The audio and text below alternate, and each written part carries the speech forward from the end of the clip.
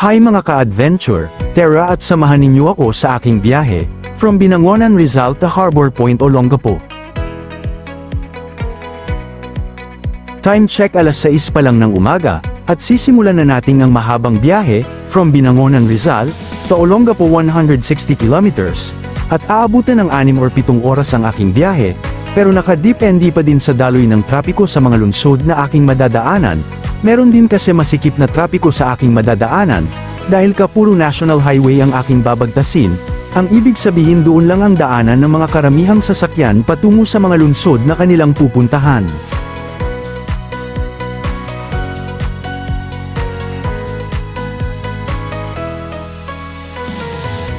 Anyway mga ka-adventure, alam nyo ba isa ang Binangonan, Rizal sa nagsusuplay ng isdang tabang sa Metro Manila, tulad ng bangus, tilapia, ayungin, kereng-kereng, at iba pa, dahil isa ang Laguna Bay sa malaking fish pond sa Rizal, at bukod doon meron din dito sa Binangonan at Tanay na dinadayo ng mga masasarap na kainan, tulad ng walang kamatayang beef pares, bulalo, kambingan, silog, lomi, at goto, at iba pa, dahil isa din ito sa spot ng mga tiga Metro Manilang rider at siklista, dahil meron din kaseng mga nature spot dito na tiyak mag-enjoy ang mga dadayo dito.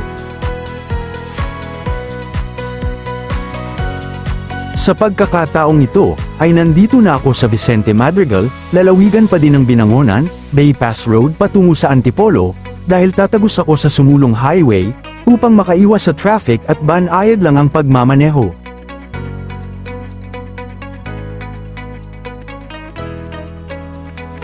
Shoutout sa aking kaibigan na motovlogger, Paps Rio Motovlog at Alexis Daily, at shoutout din sa aking kaibigan na hilig din ang pagmamautor, Marv Baal.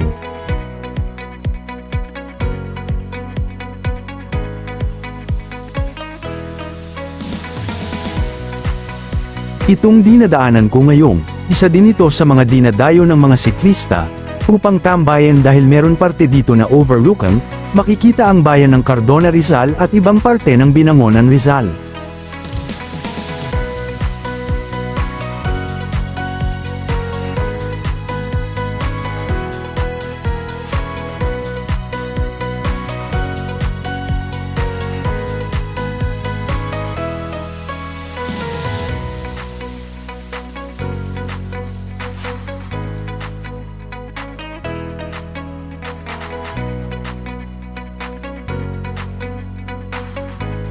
Sa pagkakataong ito ay nandito na ako sa lungsod ng Antipolo Sumulong Highway, isa ito sa dinito sa spot na pinagmamalaki ng Antipolo, dahil hilera dito ang tindahan ng suman, iba't ibang klase ng kakanin, kasoy nuts, pili nuts, mani, at iba pa.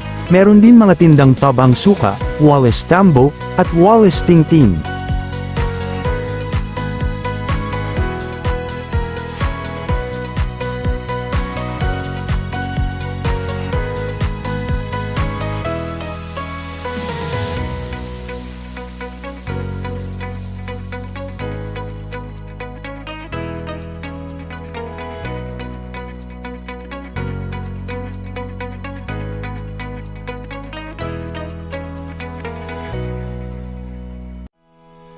Shoutout serye for today, shoutout sa Santo Domingo family from Tarlac, Manzano family from Tarlac, Barino family from Tarlac, and Pampanga, Orice family from Trece Martires Cavite, Alegrado and Alido family from Iloilo, Malco family from Iloilo, Rontuli from Iloilo, Albiza family from Iloilo, Amunoy family from Iloilo.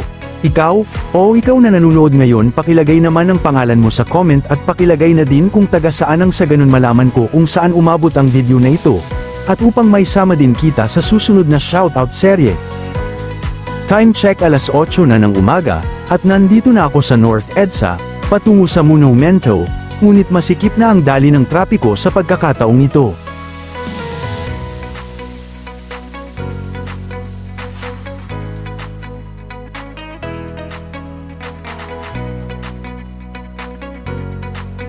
At nakarating na din ako dito sa Monumento, patungo na ako sa Valenzuela at diretso sa Bulacan. Dahan-dahan lang ako sa aking pagmamaneho dahil masyadong maraming lubak dito sa aking dinadaanan, at meron dito kalsada na ginagawa sa kadahilanan, na masyadong malalaki na ang lubak sa mga kalsada, dahilan kung bakit malalaki ang lubak dito sa MacArthur Highway, dahil pag umuulan madaling magbaha dito, kung kaya't lumalambot ang spalto at simente ng kalsada, dahil nabababaran ng tubig baha. Nandito na ako sa Bulacan, kung mapapansin ninyo ginagawa or tinataasan ang kalsada at nilalaliman ang kanal sa gilid ng kalsada, dahil madaling magbaha sa area na ito. Ngunit sa ngayon hindi nababaha dito dahil summer pa lang ngayon, pero pagdating ng tag-ulan, gawa na ang kalsada dito at hindi na mangangamba ang biyaherong dumadaan sa kalsada na ito. Alam nyo ba nga ka-adventure, isa sa pinagmamalaki ng taga Bulacan ay ang chicharong baboy. 3 balot at nagkakahalaga ng 100 piso lang, sobrang dami at sobrang sarap dahil malaman. Kakarating ko lang sa dinalupihan lungsod ng Bataan, pahinga muna ako dahil ramdam ko na ang ngalay, at upang malapagpahinga din ang aking kabady na si MY.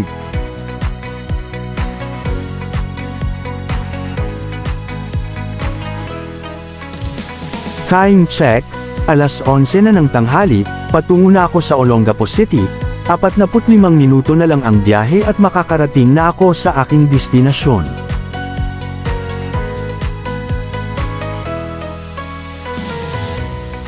Alam nyo ba mga ka-adventure, mahigpit ang lalawigan ng Harbor Point Olongapo. Dahil bago ka pumasok sa Harbor Point kailangan mo itabi sa gilid ang motor at kailangan din maghubad ng helmet ng 5 minuto, upang sa ganun ma-record nila sa CCTV ang pumapasok sa Harbor Point. Ganun din ang proseso paglalabas ka na sa exit, at isa pa first in first go policy sila dito, ibig ko sabihin, pag meron na una sa'yo sa bawat closing na madadaanan, kailangan mo huminto at magbigay ng daan sa nauna sa'yo. Saludo ako sa batas ng Olongapo dahil disiplinado sila dito at magagalang, at bukod pa doon sang-ayon ako sa kanilang batas dahil para na din sa kaligtasan ng bawat isa, kaya malaking shout out sa local government ng Olongapo.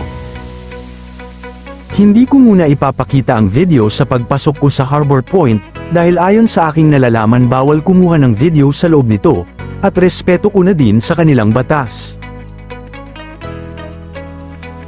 Shout out sa aking team, Ferdinand Hababser, Noli Tubong Banyawa, Dindo Encinares Fulgosino, Richard Jan Corda, Sam Azor Sisgundo, Saddam Setwason, Marcel Oracion, Jeffrey, and Carl Jester, Eugene Gomez.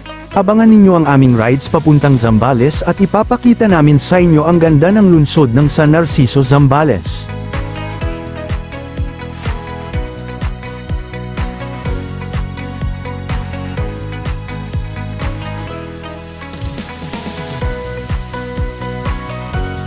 Time check, 5 minuto bago mag alas 12, kakarating ko lang sa lungsod ng Olongapo.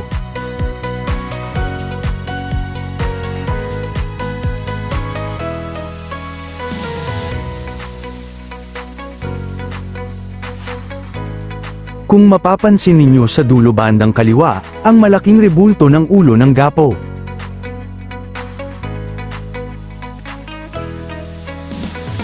Diretso lang, at 15 minutes nasa destination na tayo mga ka-adventure.